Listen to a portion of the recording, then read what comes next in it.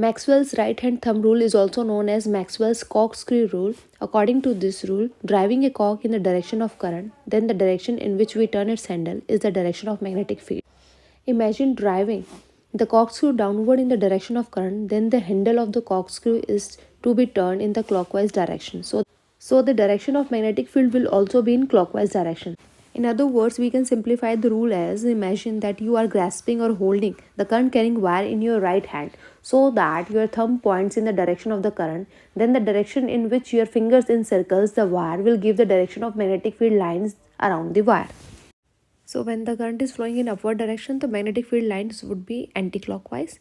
And when the direction of the current reverse is flowing in downward direction, then the direction of magnetic field line would be clockwise. Magnetic field pattern in circular current carrying wire. Here we can divide the circular wire into two equal halves as the left side of the wire loop carries current in upward direction. So the direction of magnetic field lines as per the right hand thumb rule would be anti-clockwise. And in the right half loop of the wire, the direction of current is downward. So the direction of magnetic field lines would be clockwise. At the center, the circular loop, all the magnetic field lines are in the same direction and aid each other, due to which the strength of magnetic field increases.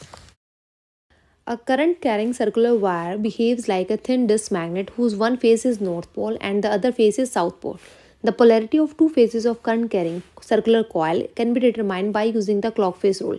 According to the rule, if the current around the face of the circular wire flows in clockwise direction, then the face will be south pole.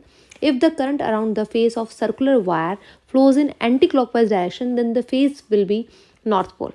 The solenoid is a long coil containing large number of closed turns of the insulated copper wires.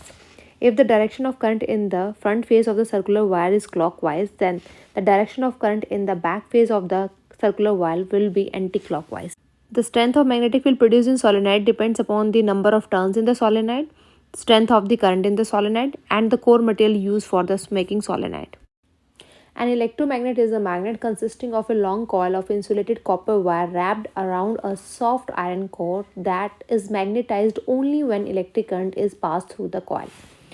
Then there the factors affecting the strength of electromagnet are the number of turns of the coil, the current flowing in the coil, and the length of the air gap between the poles.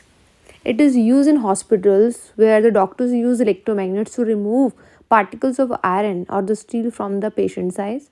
It is also used for making the magnetic levitation train, which does not need wheels. It floats above the track by strong magnetic forces produced by the computer controlled electromagnets.